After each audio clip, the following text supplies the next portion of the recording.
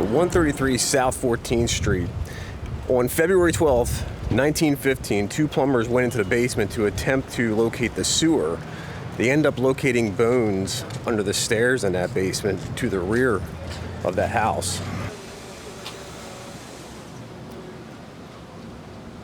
I mean, it actually looks like that's the original grates from back in 1915 still on the basement windows there.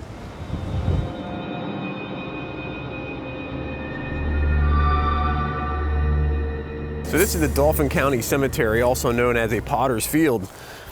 This is where Dauphin County's dead were buried that were unclaimed, or Jane Doe's, unknown persons. On May 24th, 1915, the remains found in that basement were buried here in this cemetery. So the coroner and Dauphin County detectives were immediately called to that house. They started looking back to the history of the house to see who all lived there, and it was a long list of revolving individuals that purchased the house and actually was renting it as tenants. The house was built in 1892 by developer and investor B.H. Engel, who ended up selling it within a year to one of his contractors that actually built the house, Morris Strom. A year later, in 1893, the house was sold to Milton Wagner, who owned it until approximately 1903 to 1905. But Wagner allegedly moved to Lebanon and left it in the hands of a rental manager who rented it out to various tenants. So according to Boyd's city directory, Dixon Kitzmiller was the first tenant to actually live in the house between 1893 to 1894.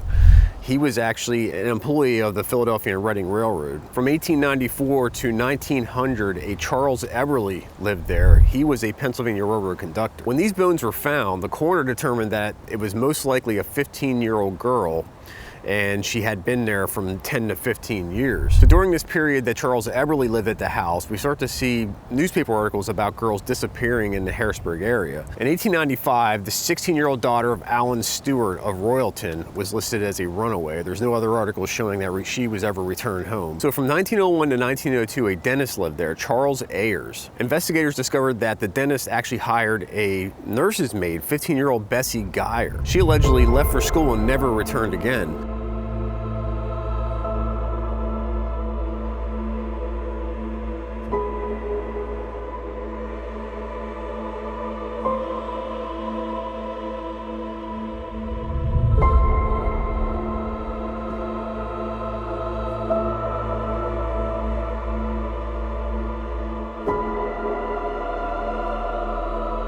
County detectives continued to dig around and determined that she actually moved away, got married, and was living under a different name. The only unidentified tenants of this house was a German family, allegedly living there between 1902 and 1905. Neighbors said they remembered them, they were quiet, but they would keep chickens and geese in the basement for some reason. Father of that family was said to work at Bull Manufacturing Plant around the corner on 14th and Howard. When investigators talked to the manufacturing plant, they weren't sure who he was referring to as this German that worked there, so they could not positively identify this individual or this family during this period. Newspaper articles show that in May of 1905, 14-year-old Eunice Baum ran away from home in Reading and was believed to be working somewhere in Harrisburg. In October of 1905, 15-year-old Teresa Magaro disappeared from her house at 377 South 3rd Street. There was a massive search going on for her to try to find out where she went, because this was not like her to disappear. Unfortunately, they eventually found her drowned in the canal. Between 1905 and 1907, Charles Ebersol lived there with his wife. She was later interviewed and said that there was always a foul odor coming from the basement while she was there. Mrs. Ebersol actually said that even though the basement was cemented, there was mysterious broken cement under the stairs. There was also a rumor that the basement was connected to another house through a tunnel. Investigators went back down to check and talked to plumbers. They indicated there was no evidence that there was any tunnel whatsoever. So in 1907, a Coleman Hoops moved into that location, and he actually lived there until 1913. I did a search for missing females between that time period, and one of the saddest ones that I found was on August 18th of 1907. A 14-year-old girl, Anna Bear, was kidnapped from, it was called Clements Park at the time, just across the river from Sunbury, north of Harrisburg. So I started digging into that. I didn't see any indication that she was recovered. And the newspaper article tells us she was up there with a church group, and some guy snatched her up, threw a bag over her head, and ran off with her. They said that the church individuals and the other adults there were were so in shock over it happening, they didn't do anything about it and just watched them take her away. So I really started digging into that one a little further to see what was going on. I started searching other names connected to that event, like her guardian at that time.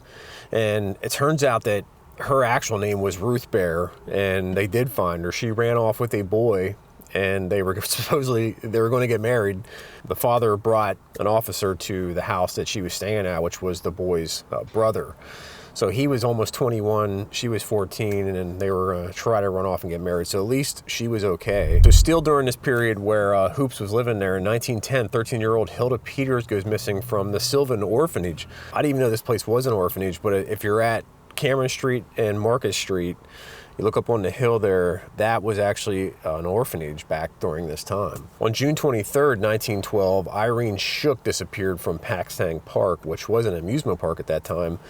I think it's just a parking lot now for the Greenbelt. So by the fall of 1913, Hoops moved out, and this home was unoccupied for several months and underwent a lot of repairs, according to investigators. In 1914, Elmer Stone and his family moved into the place, and they were the ones living there when these bones were found. The coroner determined that there were several factors indicating that this was most likely foul play, one of which was the bones appeared to have been burned at one point.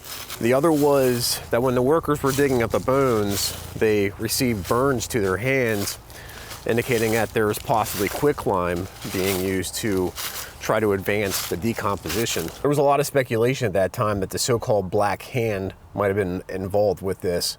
The Black Hand was active during that period. They would send letters to try to extort people, threatening kidnapping and other crimes against them if they didn't pay money. And there was actually a case of a girl during this time period over in Enola who was kidnapped and allegedly taken over to one of the islands, and they believed that the Black Hand was involved with that. One of the other considerations was that this was possibly part of a white slavery ring. One of the interesting things that I found was there were individuals linked to the railroad trafficking white girls out of Philadelphia and across the state.